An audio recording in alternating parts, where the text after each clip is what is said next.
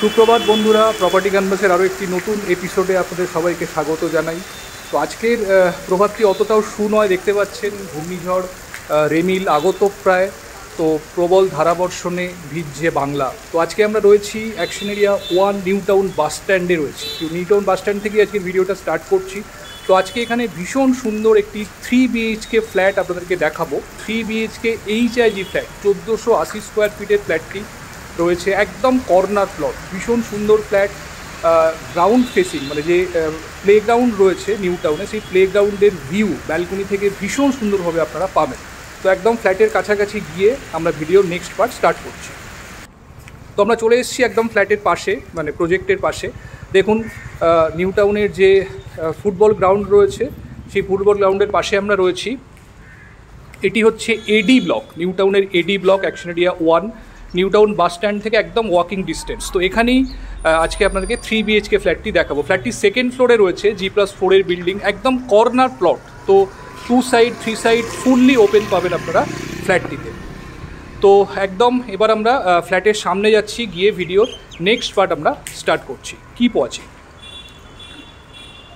তো আমরা চলে এসেছি একদম ফ্ল্যাটের এন্ট্রান্সের সামনে, দেখতে পাচ্ছেন স্টেয়ার কেস, আর এদিকে রয়েছে লিফটটা। পার ফ্লোরে অ্যাজ ইউজুয়াল যেরকম হয় 2টি করে ফ্ল্যাট রয়েছে। তো এটি হচ্ছে ফ্ল্যাটের মেন এন্ট্রান্স। ফ্ল্যাটটিতে আমরা এন্ট্রি করছি ইস্ট থেকে ওয়েস্টের দিকে, মানে ইস্ট এন্ট্রি রয়েছে ফ্ল্যাটটিতে, যেটি বাস্তুর দিক থেকে কিন্তু খুবই প্রেফারেবল। দেখুন এল প্যাটার্নের লিভিং ডাইনিং রয়েছে, ভীষণ সুন্দর। দেখুন সমস্ত ফার্নিচার্স ফিটিংস এখানে দেওয়া রয়েছে।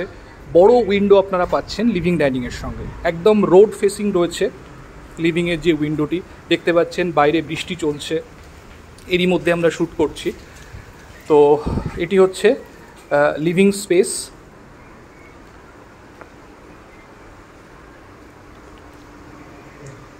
এদিকে ডান দিকে রয়েছে ডাইনিং এরিয়া, তারপরে রয়েছে কিচেন।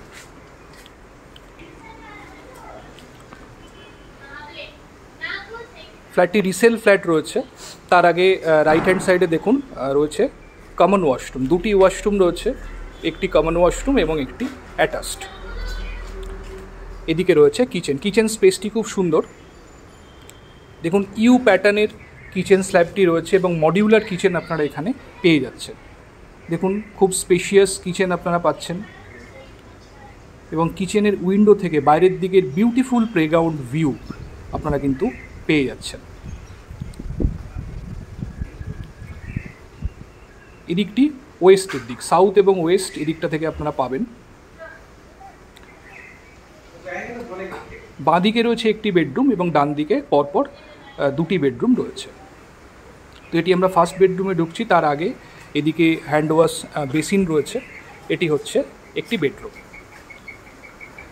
আমরা বেডরুমে এন্ট্রি করেছি।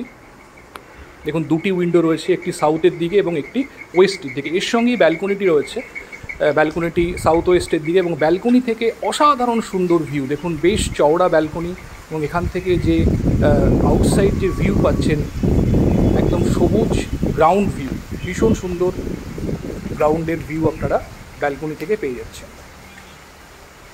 ফুল গ্রিল করা রয়েছে।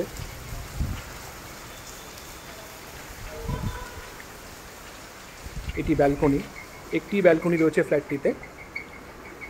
দেখুন ওয়াল মাউন্টেড ওয়ার্ড্রোব করা রয়েছে। 3টে রুমের সঙ্গেই এই ওয়ার্ড্রোব আপনারা পাবেন, আর এর সঙ্গেই রয়েছে অ্যাটাচ টয়লেট। দেখুন সাফিসিয়েন্ট স্পেস রয়েছে অ্যাটাচ টয়লেটটির সাথে। এবার আমরা যাচ্ছি পাশের বেডরুম, সেকেন্ড বেডরুম এটি।